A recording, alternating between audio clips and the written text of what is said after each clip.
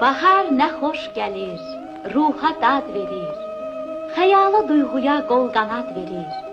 Var olsun şeirimiz, şairlərimiz, hər gülə çiçəyə təzə ad verir. Bahar, istəklimsən başdan binadan, ən gözəl qızısan sən təbiyyətin, xoşbaxt yaranmısan, xoşbaxt anadan, gözünün odusan şeirin, sənətin, ən gözəl qızısan sən təbiyyətin. Dən olub səpilək gəl səninlə mən, göyərək torpaqda sümbüllər kimi, qızlar gülab çəksin qoy ətrimizdən, baharın zinəti al güllər kimi. Qoşa çınar olub bitək yol üstə, göylərə boy ataq öz ölkəmizdə. Yayın istisində, muğanda, midə, yolçular dincəlsin, qoy kölgəmizdə.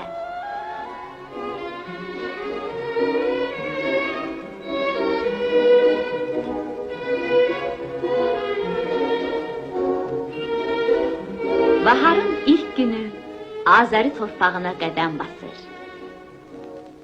Bu qədim el bayramını dolu süfrə ilə qarşılamaq ata-babalarımızın nəcib adətidir.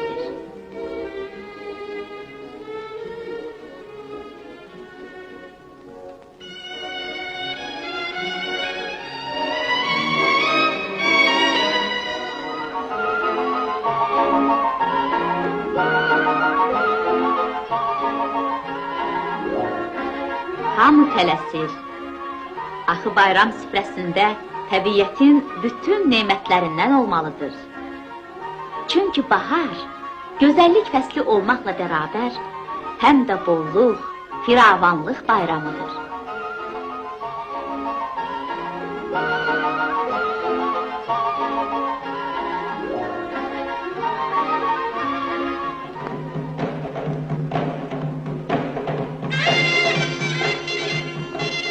Bakı, əfsanəvi qız qalası.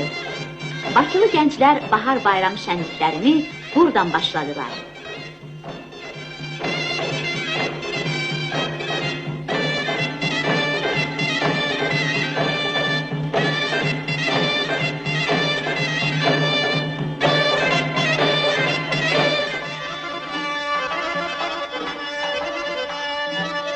Budur.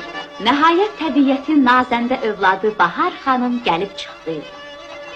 Bir cüt ala gözlü göyərçin olub, gəl yer kürəsinin çiyninə qonaq. Şeir tək dillənib, nəğmə tək ötüb, dildən dilə düşək, əzbər oxunaq. Bir cüt məşəl olsun ürəklərimiz, bir cüt ulduz kimi baş-başa yanaq. Sülhün, səadətin keşiyində biz, gəl qoşa dayanaq, qoşa dayanaq.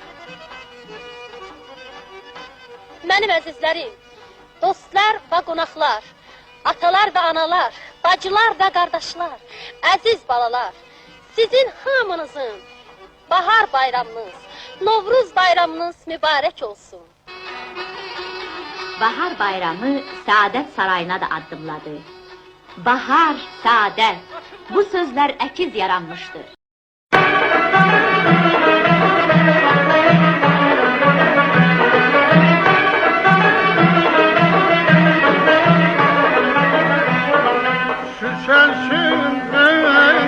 Bitirmişəm, mən yarımı itirmişəm, itirmişəm.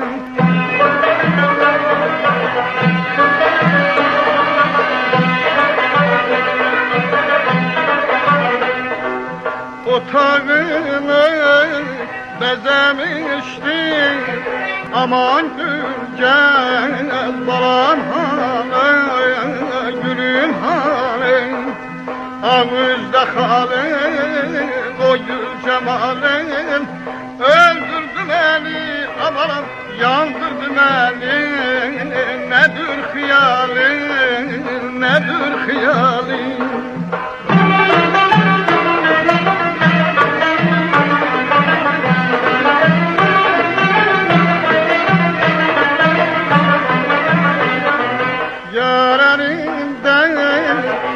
Azərbaycan Radyosu Metlebime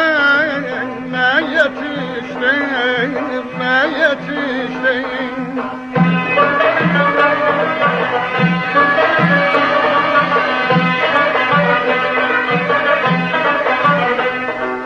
Otağını bezemiştim Aman Gülgez balam halim Gülüm halim O gül cemalin ağızda halin Öldürdü beni adam yandırdı beni Nedir hıyalin nedir hıyalin